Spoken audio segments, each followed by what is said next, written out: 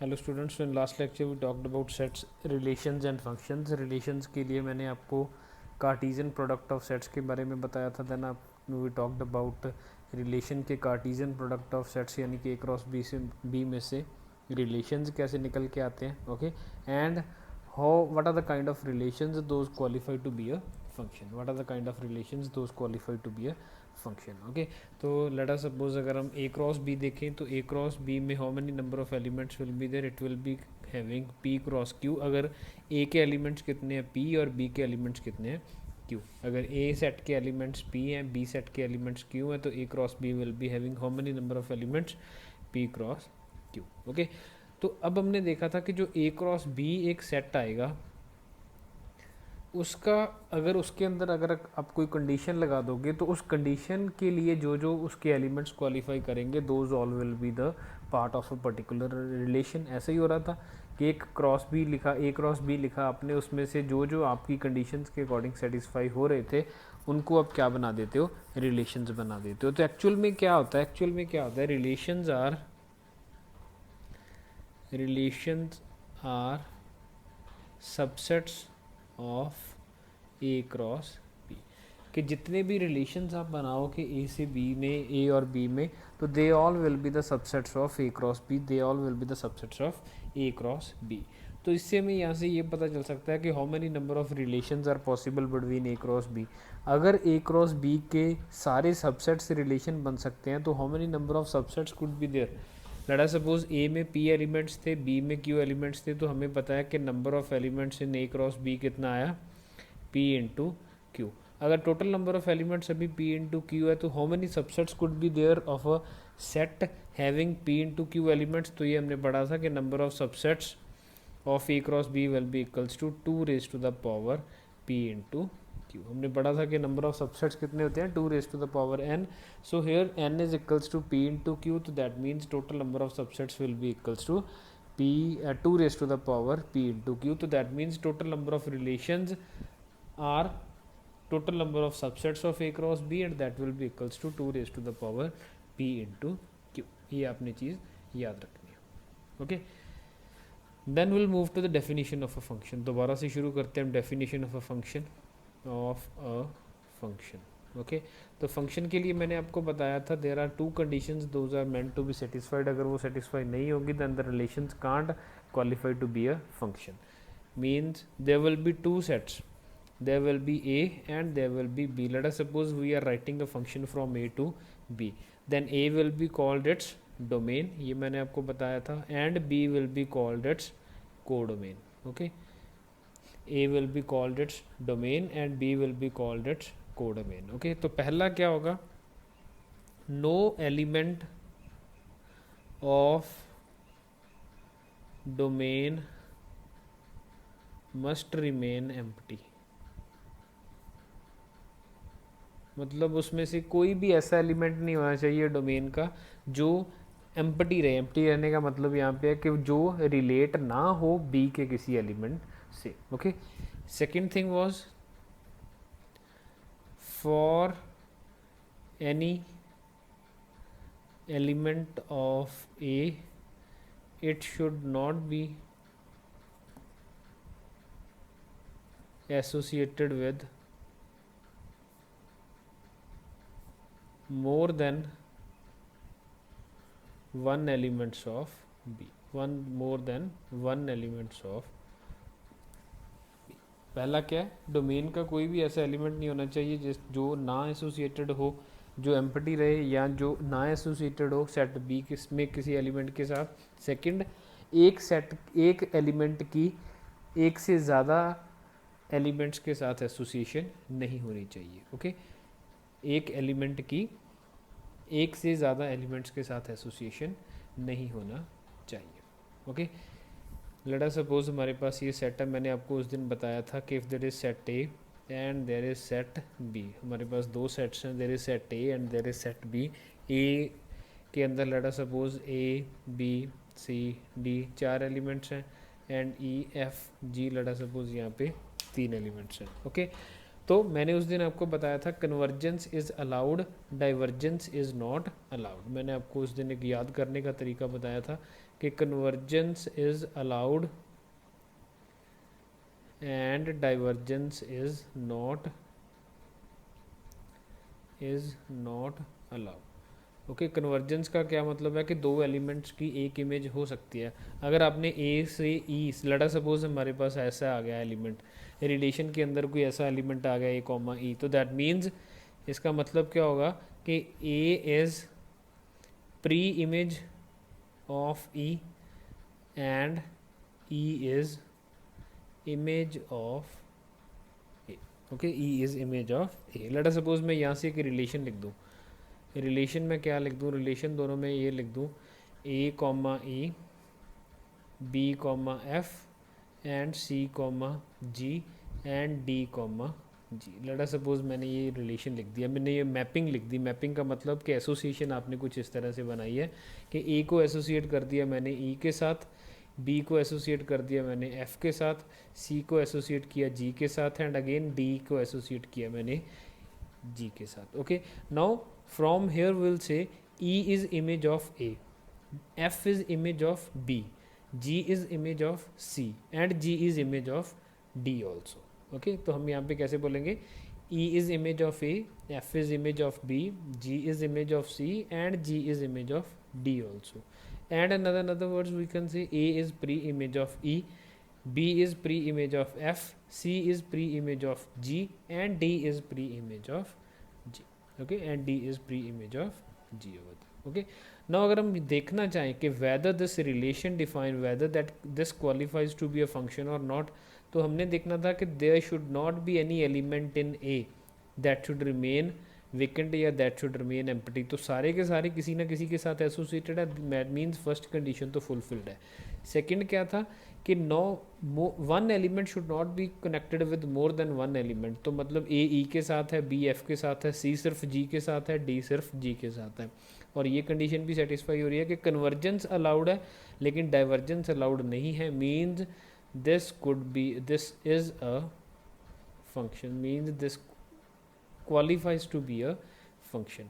लेकिन अगर मैं यहीं पे इसमें ही थोड़ी सी अगर मैं चेंज करूँ सेट ए और सेट बी में, let this be set A, let this be set B, A B C D E F G, अगर मैं क्या कर दूँ, ए की इमेज ई, बी की इमेज ई, सी की इमेज एफ और डी की इमेज जी, तो यहाँ पे क्या हो गया, कन्वर्जेंस, सॉरी ये हमने वही चीज़ कर दी। लेट अस सपोज मैं ये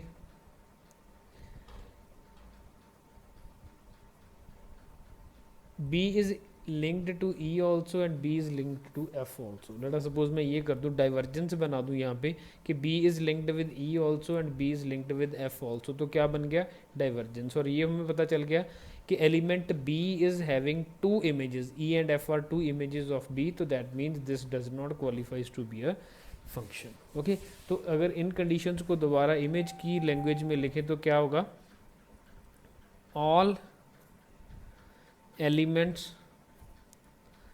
of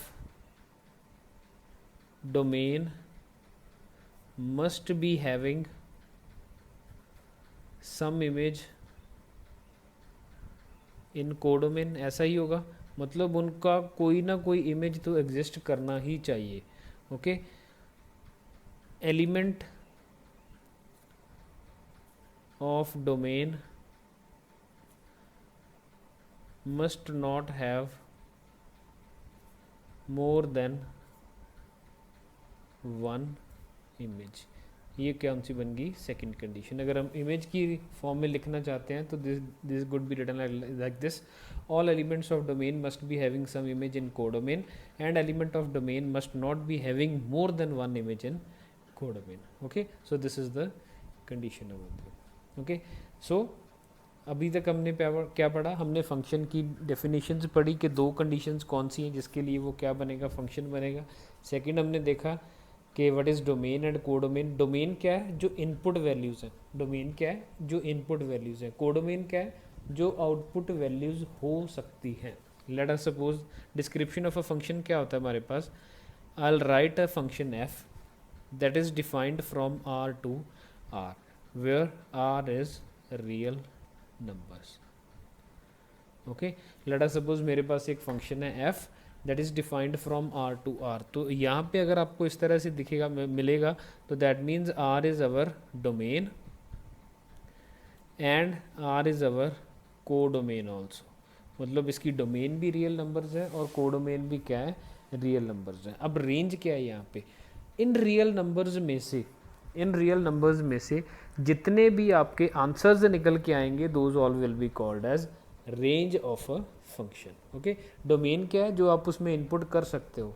कोडोमेन क्या है, जो उसके आंसर्स आ सकते हैं, लेकिन जो पर्टिकुलरली आंसर्स आएंगे those will be called as codomain. Let us suppose यही था, f is defined from r to r where r is equals to real numbers and f is equals to x square where f is equals to x square। अब function की definition क्या है कि function is x square, मतलब जो भी आप उसमें वैल्यू रखोगे वो उसको क्या कर देगा, स्क्वायर कर देगा।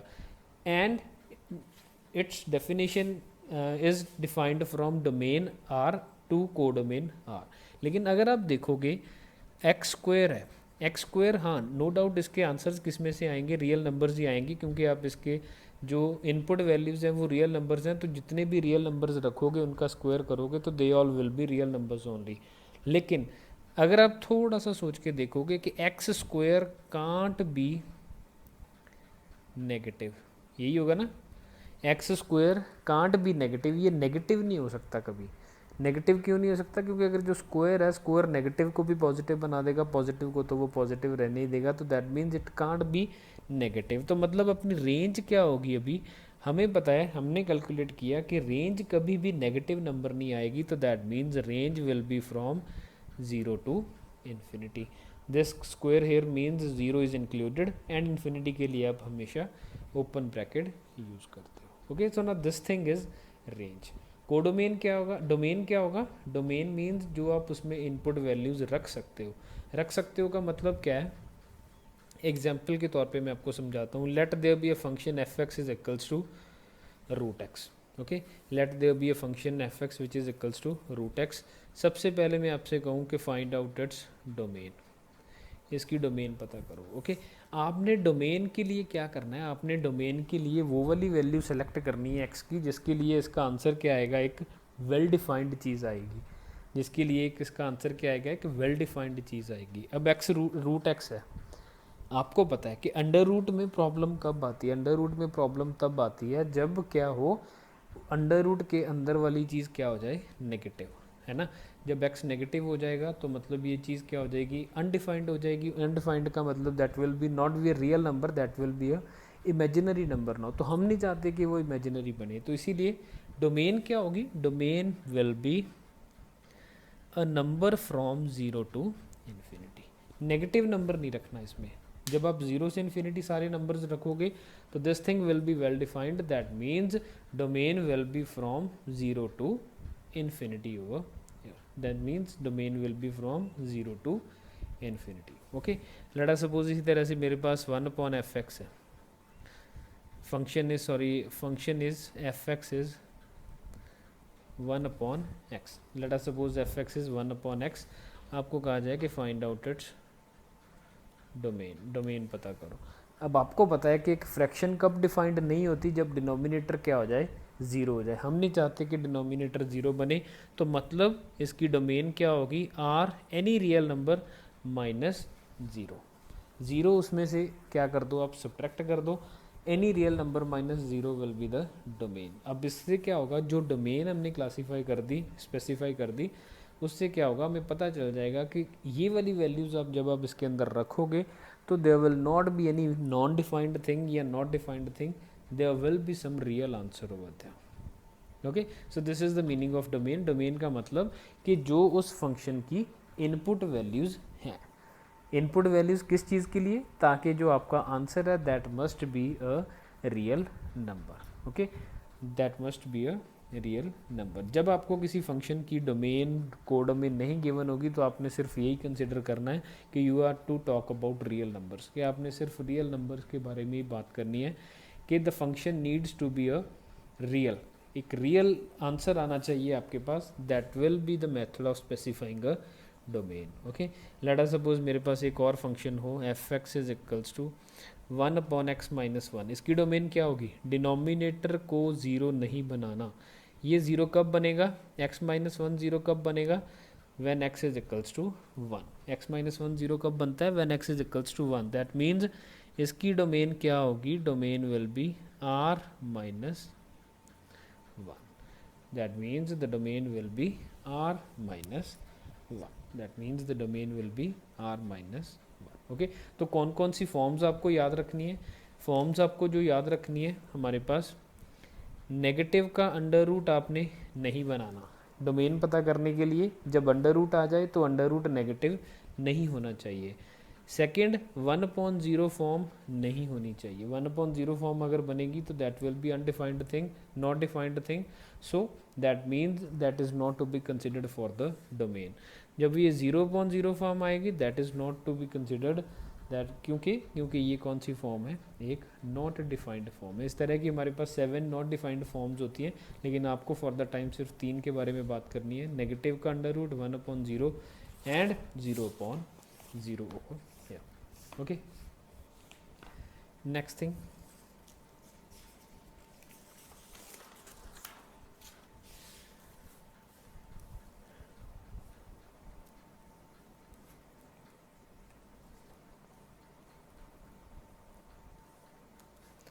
लेट अस सपोज मेरे पास एक और क्वेश्चन है, find the domain of function f x when it is equals to x² under root of x² plus 1। Domain पता करो इस फंक्शन की when function is equals to under root of x² plus 1। तो simple क्या चीज़ है कि under root के अंदर वाली चीज़ that must not be negative. तो that means x² plus 1 should be greater than equals to 0। यही होगा डोमेन का पार्ट कि x² plus 1 should be greater than equals to 0। Okay, तो x² plus 1 should be greater than equals to 0। क्या आपको लगता है कि ये चीज़ कभी नेगेटिव हो सकती है? x² हमेशा क्या रहता है? Positive. Plus 1 that will be some other positive number, तो ये तो हमेशा क्या रहेगा? पॉजिटिव ही रहेगा, ये तो हमेशा 0 से बड़ा ही रहेगा। तो that means for any real number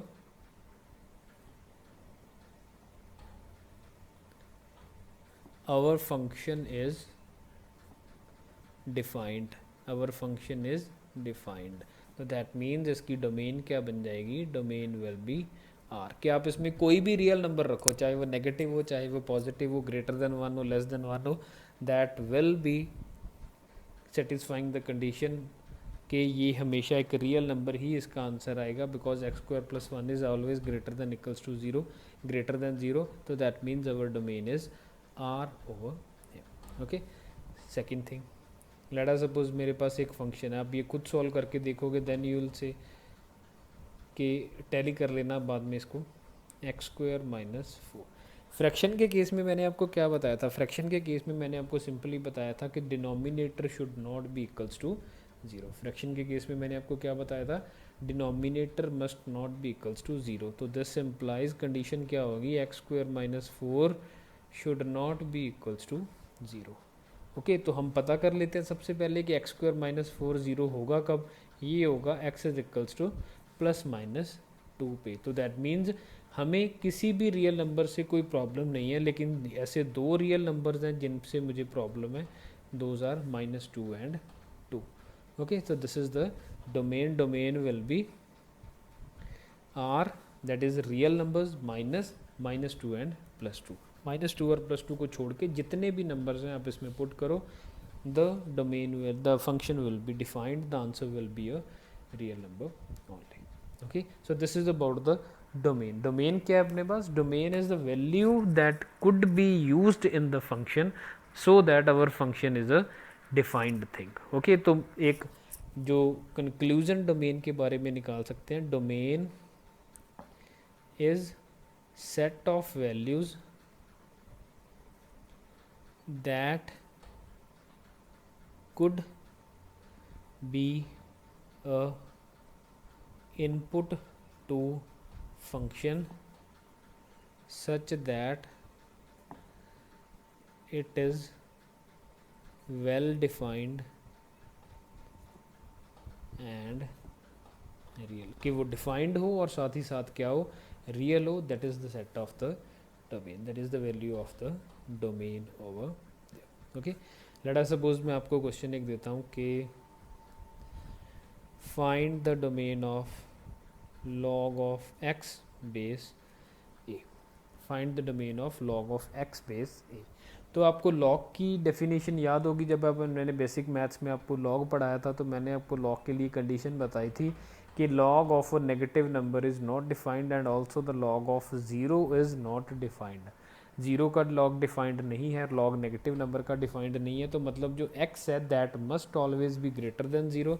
तो दैट मीन्स डोमेन क्या बन जाएगी इसकी, domain means x should be 0 to infinity.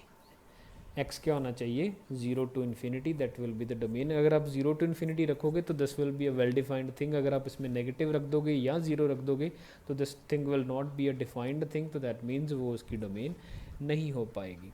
और इसी तरह से अगर मैं कहूँ f x is equals to log of a base x, तो मैंने आपको क्या कंडीशन बताई थी, base can't be negative and along with that base can't be 1. Base कभी 1 नहीं हो सकता and base can't be negative. तो डोमेन क्या आएगी इसकी, डोमेन हमने सिर्फ वेरिएबल देखना है, ठीक है, हमने सिर्फ क्या देखना है, वेरिएबल. यहाँ पे वेरिएबल बेस में है तो दैट मीन्स डोमेन क्या होगी, 0 टू इन्फिनिटी. लॉग का बेस कभी 0 नहीं हो सकता, that will be 0 to infinity यानी कि पॉजिटिव नंबर माइनस एलिमेंटल 1 नहीं होना चाहिए. 0 से इन्फिनिटी कोई भी नंबर हो ये चलेगा, लेकिन वो 1 नहीं होना चाहिए. That will be the domain of this particular function. Okay, so this is how to find the domain. Domain आपने सिर्फ ये पता करना है कि एक फंक्शन है जो आपको गिवन है, that should be a well defined thing. वो वेल डिफाइंड थिंग कैसे बनेगा कि आप उसमें से अनडिफाइंड वाली कंडीशंस हटा दो. जब आप अनडिफाइंड वाली कंडीशंस हटा दोगे तो जो आपके पास रिजल्ट निकल के आएगा that will be our domain. Okay, let us suppose मैं आपसे कहूँ कि there is a function f x which is equals to log of x minus x square minus 4 base 3. let us suppose this is the function fx is equals to log of x square minus 4 base 3. तो अब इसके लिए आपको simple condition पता है कि जो चीज़ यहाँ पे पुट करनी है that should be a positive number. तो that means X square minus 4 should be greater than 0. Okay, X square minus 4 should be greater than 0. तो that means X plus 2 into x minus 2 should be greater than 0. That means X plus 2 into x minus 2 should be greater than 0.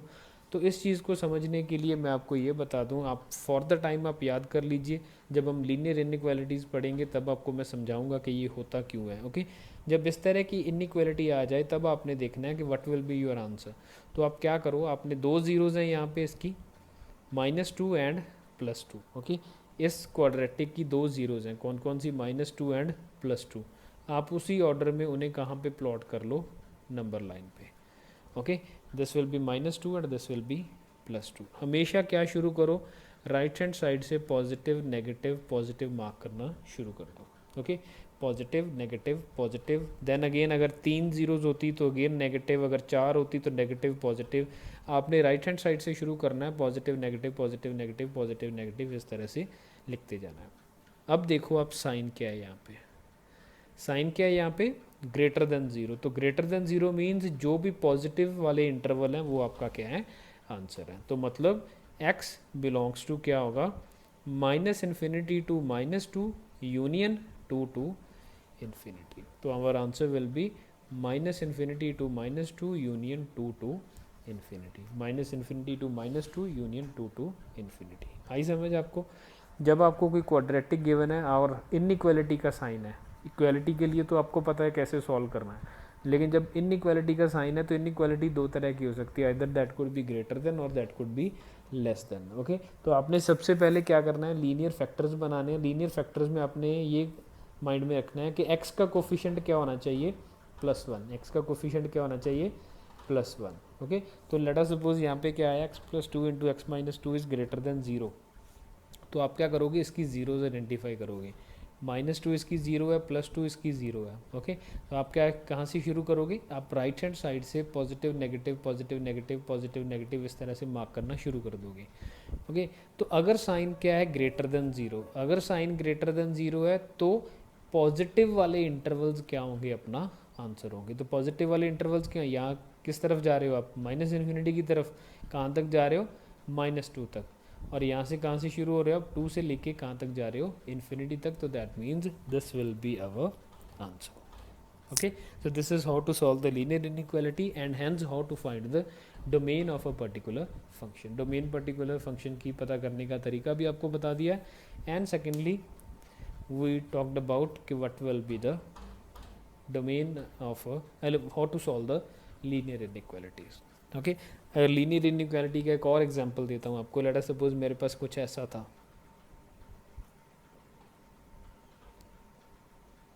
Late us suppose example के तौर पे अगर हम linear inequality के concept को थोड़ा सा समझना चाहें तो लेट अस सपोज ये था। सबसे पहले क्या चीज़ आइडेंटिफाई करनी है आपने कि किसी एक्स का कोफिशिएंट नेगेटिव तो नहीं है, यहाँ पे है। तो क्या करना पड़ेगा आपको, x-1, x-4, x-3 negative common लिया, that should be greater than equals to 4। दूसरी चीज़ जो आपने यहाँ पे माइंड में रखनी है कि जब आप इस नेगेटिव को इस साइड लेके आओगे, कैसे लेके आओगे, multiplying by -1 on both sides.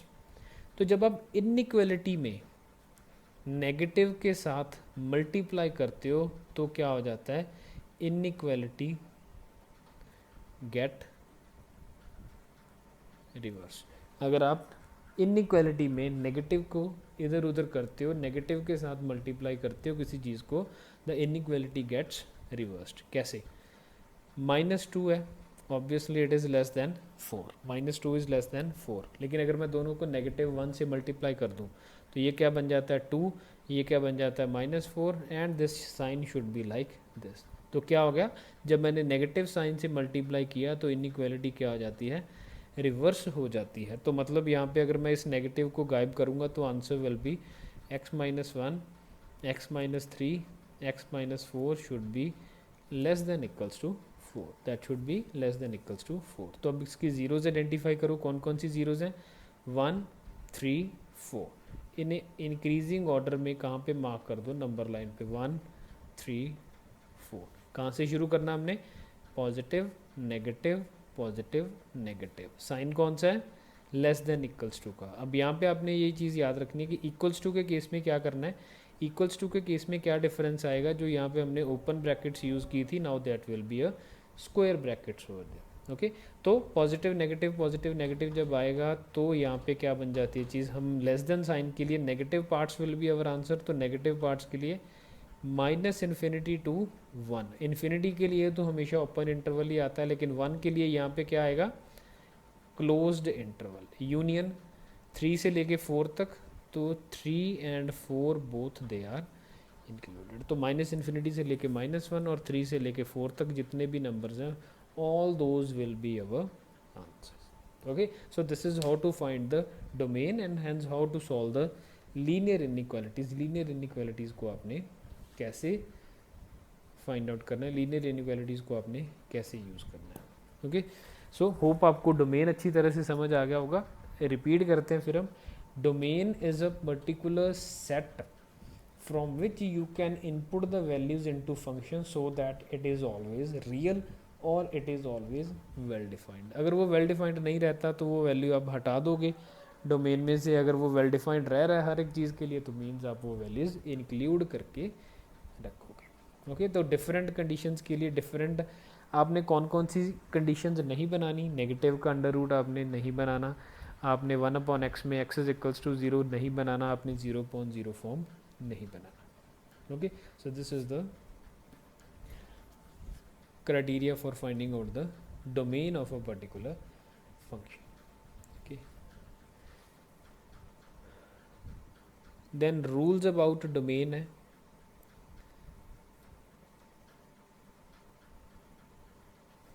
Rules about domain हमें क्या कहते हैं, let f be a function with domain d1 and g be a function with domain d2।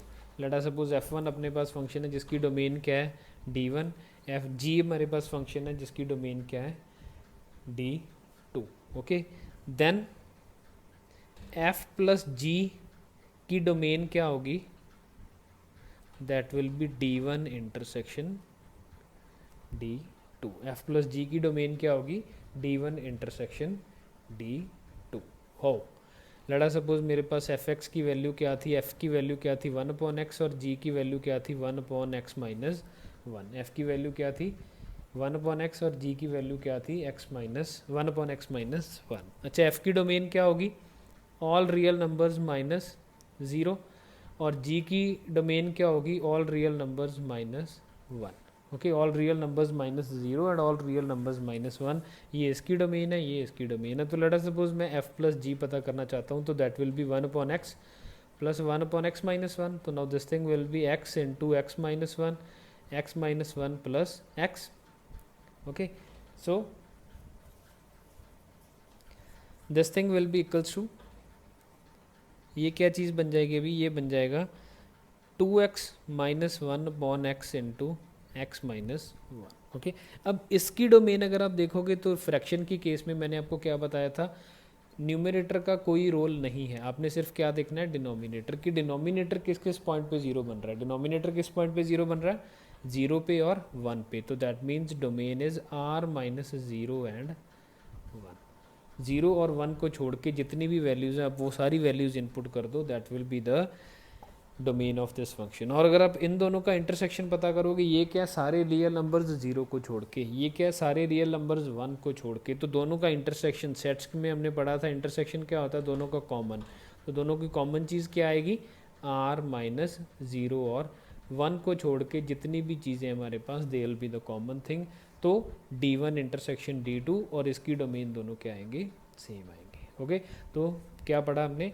If f is a function with domain D1 and g is a function with domain D2, तो f plus g की domain क्या होगी? D1 intersection D2। Okay, then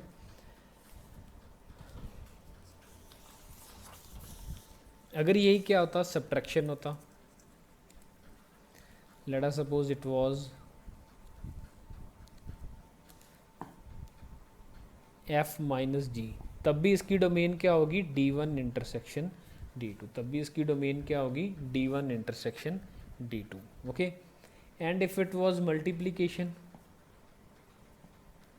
f into G, तब भी इसकी domain क्या होगी? D1 intersection D2। लेकिन कंडीशन कहाँ पे आती है? अगर ये क्या होता है f अपॉन जी, तब इसकी डोमेन क्या होती है? D1 intersection D2 minus x, such for which g is equals to 0। f upon G की भी डोमेन क्या आएगी? D1 इंटरसेक्शन D2 ही आएगी। लेकिन हमने वो ये चीज़ माइंड में रखनी है कि आपने वो वाली वैल्यूज़ g की इंक्लूड नहीं करनी जिसके लिए वो क्या बन रही हो? 0 बन रही हो। क्यों? क्योंकि अगर जी ज़ीरो बन गया तो क्या होगा यहाँ पे? That will be a not defined thing. Okay, example के तौर पे let f be a function which is x³ plus 2x² and g be a function which is 3x² minus 1. Find domain of f plus g, f minus g, f into g and f upon g। तो first अगर आप f plus जी देखोगे तो f plus G की domain क्या होगी? D1 intersection D2। तो सबसे पहले हम D1 देखें, तो क्या इसमें ऐसी कोई आपके पास वैल्यू ऑफ x है जिसके लिए अनडिफाइंड बन जाए? नहीं, रियल नंबर्स हैं, कोई भी रियल नंबर पुट करो, x³ भी रियल नंबर आएगा, 2x² भी रियल नंबर आएगा। तो दैट मीन्स D1 की डोमेन क्या है? D1 is equals to r। D2 की डोमेन पता करते हैं, क्या कोई ऐसा नंबर है जिसके लिए ये क्या बन जाए? अनडिफाइंड हो जाए? बिल्कुल नहीं है। Polynomial functions are always defined. Polynomial functions की डोमेन हमेशा क्या होती है? Real numbers. तो that means this is also R. तो f प्लस जी की डोमेन क्या होगी? D1 intersection D2। तो that will be equals to r intersection r। तो वो क्या रहेगा? r। दूसरा अगर हम बात करें f माइनस जी के लिए, तो again it will B r because it is D1 intersection D2, तो इट विल बी r। लेकिन अगर मैं बात करूँ f इंटू जी की, तो that will also be D1 intersection D2, तो that will also be equals to r। लेकिन अगर हम फोर्थ पॉइंट पे बात करें f अपॉन जी, तो ये क्या होगा? D1 इंटरसेक्शन D2 यानी कि r माइनस वो वाली चीज़ें जिसके लिए 3x² माइनस 1 क्या बन रहा हो? 0 बन रहा हो। ये चीज़ें आपने वहाँ से क्या करनी है? सब्ट्रैक्ट करनी है। तो क्या होगा? 3x² minus 1 is equals to 0, यानी कि x² minus 1/3 is equals to 0. That means x minus 1/√3 and x plus 1/√3 is equals to 0. So that means x is equals to 1/√3 and x is equals to minus 1/√3. तो मतलब domain क्या होगी? Now domain will be d1 intersection d2. ये क्या चीज़ है? r minus 1/√3 and minus 1/√3. That means r minus -1/√3 comma 1/√3. So this will be the domain of that particular function. Okay तो ये चीज़ आपने माइंड में रखनी है कि d1 f प्लस जी के लिए कोई चिंता नहीं, सिंपली इंटरसेक्शन. f इंटू जी के लिए कोई प्रॉब्लम नहीं, सिंपल इंटरसेक्शन. लेकिन जब आप f अपॉन जी करोगे तो इंटरसेक्शन के साथ साथ आपने ये चीज़ ज़रूर माइंड में रखनी है कि the thing that is in the denominator that should not be equals to 0. तो जिस जिस पॉइंट पे वो 0 बन रही है वहाँ से आप वो चीज़ क्या कर दो? सब्ट्रैक्ट कर दो. Then you will be safe. अगर आप नहीं सब्ट्रैक्ट करोगे तो you will be wrong at finding out the domain of that particular function. Okay so this was about the domain. Domain के कुछ क्वेश्चंस हम और करेंगे, लेकिन हम थोड़े फंक्शंस के बारे में, उनके टाइप्स ऑफ डिफरेंट फंक्शंस के बारे में बात करेंगे. Then will talk about its domain and range. Okay domain के हम क्वेश्चंस बहुत ज़्यादा करने हैं अभी हमने, लेकिन हम उससे पहले टाइप्स ऑफ फंक्शंस पढ़ेंगे. टाइप्स ऑफ फंक्शंस के बाद हम उनकी डोमेन्स पढ़ेंगे. ओके तो टाइप्स ऑफ फंक्शंस हमारा नेक्स्ट टॉपिक होगा.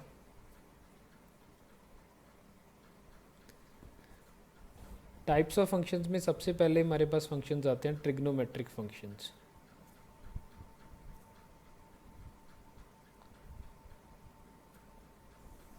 ट्रिग्नोमेट्रिक फंक्शंस आपने सब पढ़ लिए हैं, sine x, cos x and tan x. हम बेसिकली इन तीनों के बारे में बात करेंगे. बाकी की जो डिटेल्स हैं हमने ट्रिग्नोमेट्री फेज़ 1 में पढ़ी है. तो sine x, cos x, tan x के बारे में पढ़ते हैं. ओके तो होप आपको ग्राफ याद होंगे. साइन एक्स का ग्राफ कैसा था?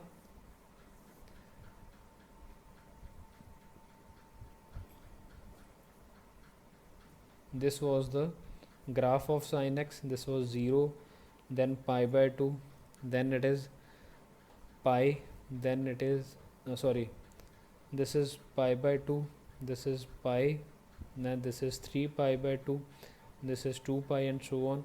Here again it will be minus pi/2, it will be pi, it will be minus 3 pi/2 and so on. Okay तो हमने देखा था कि साइन एक्स के लिए क्या कोई ऐसी वैल्यू है जो आप साइन एक्स के अंदर नहीं रख सकते? माइनस इन्फिनिटी से शुरू होकर प्लस इन्फिनिटी तक क्या कोई ऐसी वैल्यू है जो आप कभी इसमें नहीं रख सकते? क्या कोई ऐसी वैल्यू है? बिल्कुल नहीं है. तो दैट मीन्स डोमेन इसकी क्या बन जाती है? Domain is all real numbers. Domain of sine x is all real numbers. फिर हम बात करते हैं रेंज की. रेंज क्या बताया था मैंने आपको कि इसका आंसर कभी भी -1 से +1 के बाहर नहीं आएगा. या सबसे कम से कम ये क्या हो सकता है? -1. ज़्यादा से ज़्यादा क्या हो सकता है? ये +1. तो range will always be -1 to 1. तो रेंज डोमेन क्या होगी साइन की? Real number. रेंज क्या होगी इसकी? -1 to 1. सेकंड अगर हम कॉस एक्स के बारे में बात करें यहीं पे, तो उसके ग्राफ में क्या चेंजेस थी? आपको याद होगा कि वो कहाँ से शुरू होता है? इस पॉइंट से. ओके तो इट वाज लाइक दिस. तो कोई ऐसा पॉइंट नहीं है जिसके लिए वो डिफाइंड ना हो. तो डोमेन क्या रहती है इसकी? आर. और इसकी रेंज क्या रहती है? -1 to 1, same as that of sine x. लेकिन अगर हम यही बात करें टैन एक्स के लिए, तो टैन एक्स का ग्राफ आप देख सकते हो. दोबारा याद होगा आपको कि इस तरह से ग्राफ चलता है टैन एक्स का. ओके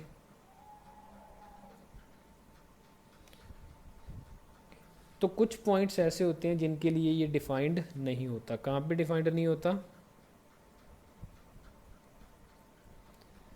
इन पॉइंट्स पे. ये कौन से पॉइंट्स होते हैं? pi/2, -pi/2, 3 pi/2, 5 pi/2. तो डोमेन क्या होती है इसकी? Domain is all real numbers -2n + 1 pi/2. ये मैंने आपको बताया था. ऑड मल्टीपल ऑफ pi/2 को आप कैसे स्पेसिफाई करोगे? 2n + 1. अगर n को 0 रख दिया तो दैट बिकम्स pi/2. अगर n को 1 रख दिया तो 3 pi/2. n को 2 रख दिया तो 5 pi/2.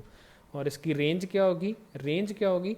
रेंज में कोई दिक्कत नहीं है, नेगेटिव इन्फिनिटी से लेके प्लस इन्फिनिटी तक जा रहा है, तो range will be from minus infinity two plus infinity. Okay, so this is about the trigonometric functions. Trigonometric functions की क्योंकि हमने डिटेल ऑलरेडी पढ़ रखी है तो हम ज़्यादा डिस्कस इसके बारे में नहीं करेंगे। ओके, तो लेट अस सपोज हमारे पास एक छोटा सा क्वेश्चन है, आपको क्वेश्चन आ रहा है एग्जाम में, suppose find domain and range of first sine 2x।